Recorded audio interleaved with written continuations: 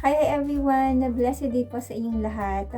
My name is Miss Jess at kung bagong bisita ka dito sa ating channel, welcome po and welcome back everyone.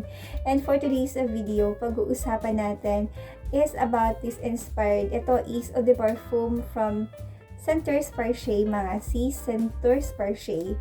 At as you can see, diba? Kumbaga parang ang cute ng kanyang pinakabote. Okay? So this one is Eau de Parfum at ang binili ko sa kanila is yung English Pear and Freesia.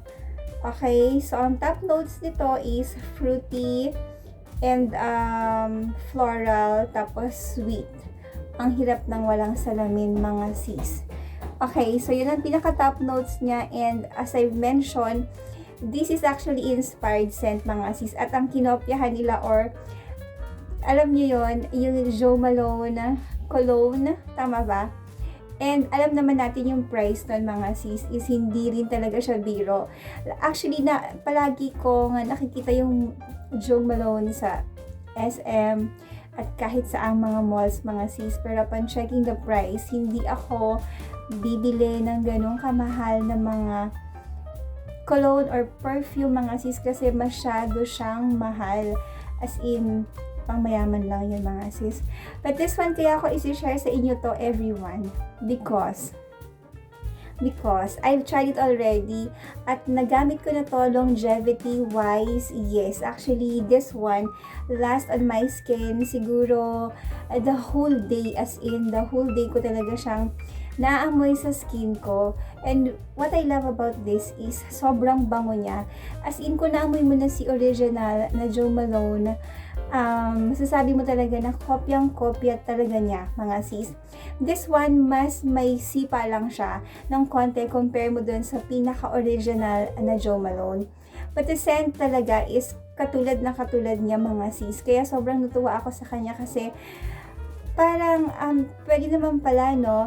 Kasi this cost 350 pesos kung hindi ako nagkakamali.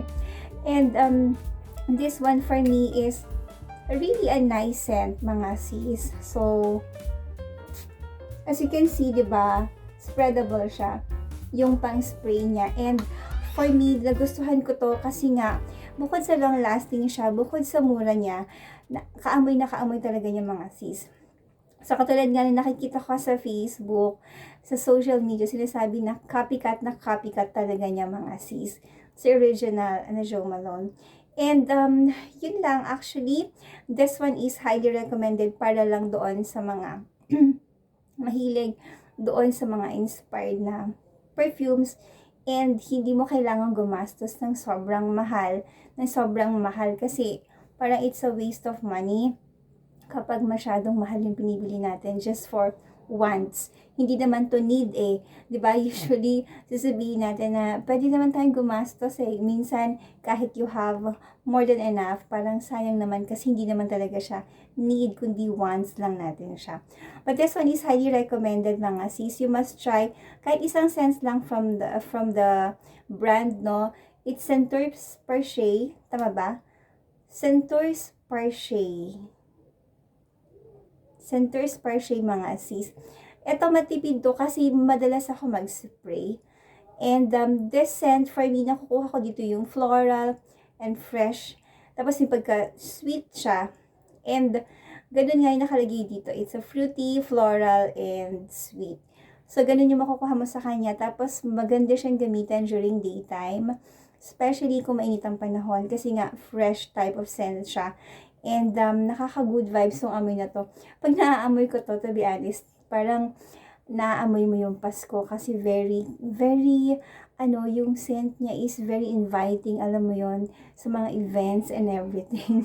So, this one is a must try, must have, mga sis, 350 pesos, if hindi ako nagkakamali. And makakabili tayo sa mga Facebook account niya. Attach ko na lang dito kung saan tayo pwede makabili, mga sis, nitong Centers Parche. Marami pong branches to, and pwede tayo makapag-avail kung saan tayo malapit. And ayun po, yun nga lang, hindi siya free shipping. So, pwede naman tayo makipag-communicate na mismo dun sa seller kung paano ba yun sa shipping.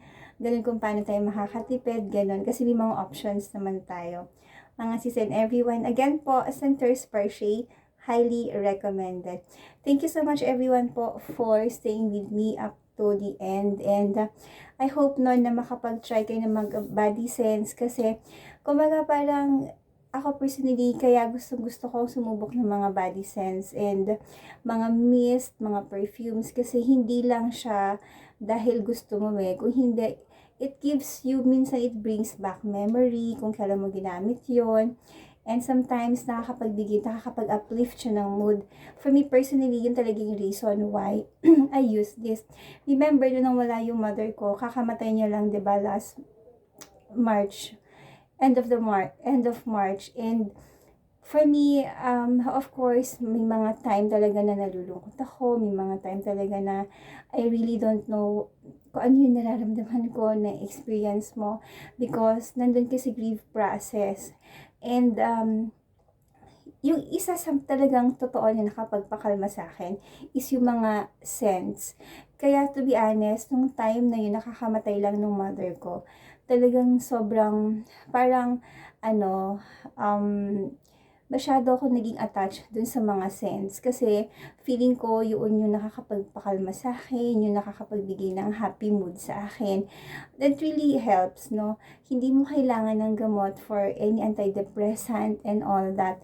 Talaga minsan, kailangan mo lang talaga ma-uplift yung mood mo, no? And of course, yung prayer. Pero this scents talaga really helps yung mga tao talaga that's been going through a lot, di ba?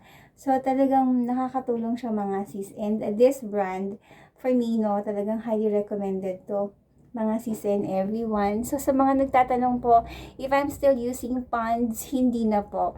Gagawa po tayo ng separate video about doon sa bago kong ginagamit. And, yun na lang muna for today's video. Thank you so much everyone po. Stay safe po and God bless. Bye!